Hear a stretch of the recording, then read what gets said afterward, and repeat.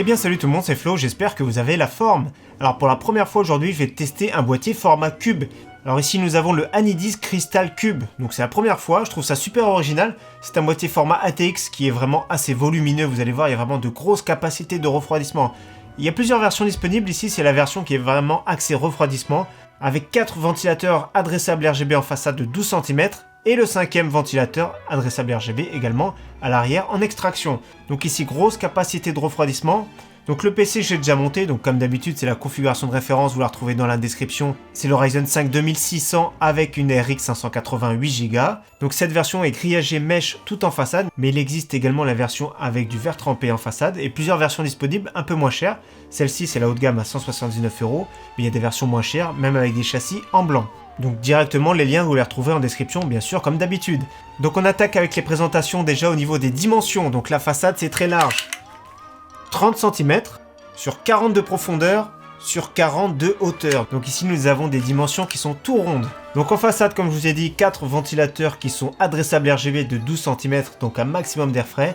Alors j'ai atteint, pour information, 45 décibels, c'est vraiment énorme. On commence à entendre à partir de 42 décibels. Donc passage obligé par le BIOS ou alors via logiciel pour réduire la vitesse des ventilateurs. Autrement, juste en dessus, il y a le bouton Power qui est ici. Sur le côté, alors vitre en verre trempé. Attention, c'est fragile, donc épaisseur 4 mm, c'est vraiment assez épais, la plupart du temps c'est 3 mm.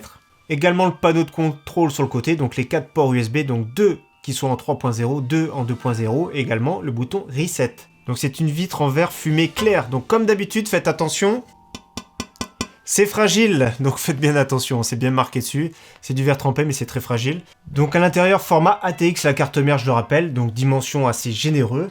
Donc ce qui est bien au-dessus, ça peut passer. Vous allez voir, il y a de la place ici pour des radiateurs de water cooling de 240-280 mm. C'est vraiment bien pensé sur le dessus. Également, vous pouvez mettre 4 ventilateurs en plus de 12 cm. Donc ici, c'est vraiment énorme.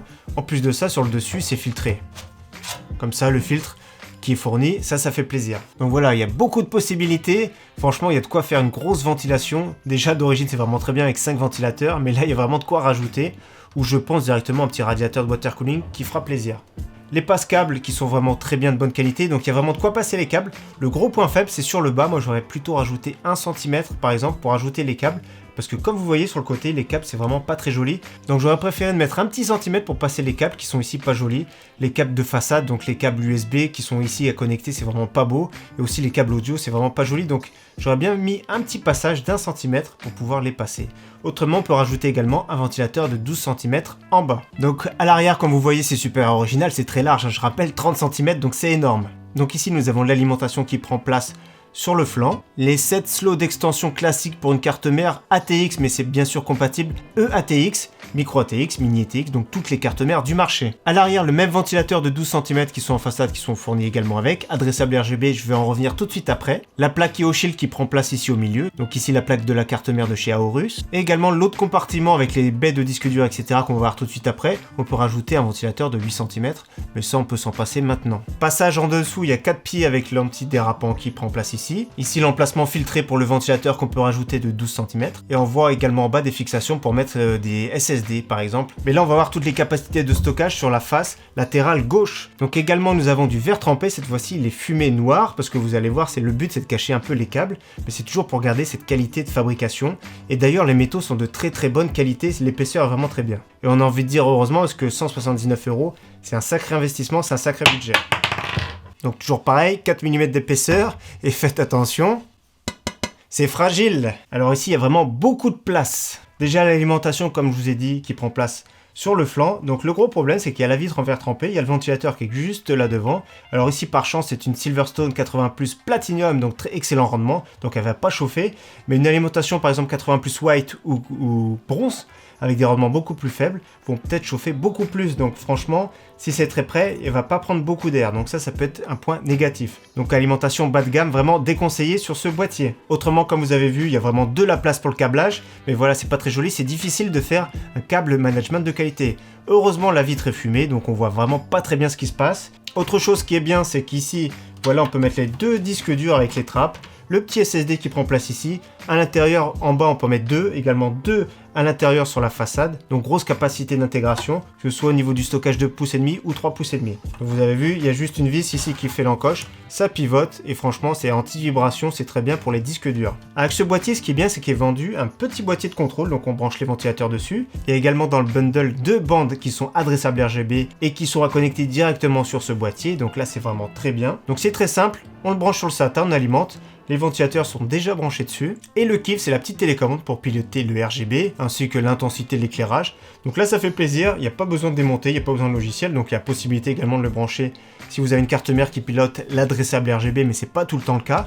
Autrement, la petite télécommande qui est fournie avec, on peut éteindre l'éclairage, on peut changer tous les modes possibles. Là, il y a vraiment de quoi se faire plaisir. Donc il y a juste une pile et elle est fournie avec, donc franchement, c'est vraiment excellent. Donc petite précision que j'ai oublié, c'est que ce boîtier peut accueillir des ventirades jusqu'à 16,8 cm, donc franchement, pratiquement tous les ventirades du marché. Également la carte graphique, il y a possibilité de la mettre à la verticale qui se met juste ici. Donc grâce à cet outil, vous pouvez le mettre à la verticale juste ici. Là, ça fait plaisir, donc j'ai dû le retirer parce que la carte graphique est assez grande, donc le système de refroidissement prend le dessus. Mais autrement, ici à la verticale, c'est possible. Mais toujours pareil, comme d'habitude, je le dis, c'est vraiment très proche de la vitre en verre trempé. Donc on perd quelques degrés. Donc justement, au niveau température, ce boîtier excellent. Après un 3D Mark comme je fais d'habitude, donc 65 degrés la carte graphique, donc c'est le meilleur résultat que j'ai obtenu ces derniers temps, et 66 degrés le processeur, donc c'est vraiment très correct. Donc gros refroidissement, super look, un boîtier super original, grosse capacité, donc le prix 179 €. Il y a des versions comme je vous ai dit au même prix avec la vitre en verre tempé, et du coup il y aura des ouïes sur les côtés pour rentrer un maximum d'air frais, et également des versions avec moins de ventilateurs, et aussi également moins cher. Donc finalement les boîtiers format cube c'est super original avec de grosses capacités d'intégration. Je sais que Corsair également fait des boîtiers format cube. C'est sympathique, c'est la première fois que j'en teste et je trouve ça super agréable et super original. Surtout niveau refroidissement, je pense que c'est vraiment super efficace. Donc franchement je vous le recommande pour celui qui a ce type de budget pour avoir un boîtier super original avec un super look et au niveau éclairage. Comme je vous ai dit, j'ai glissé même les bandes RGB ici et ici. Et elle se voit pas du tout, donc ça c'est vraiment très bien. Donc voilà, comme d'habitude, n'oubliez pas tous les liens en description. J'espère que ce test vidéo vous aura plu. En tout cas, merci à tous, à très bientôt. Ciao, bye.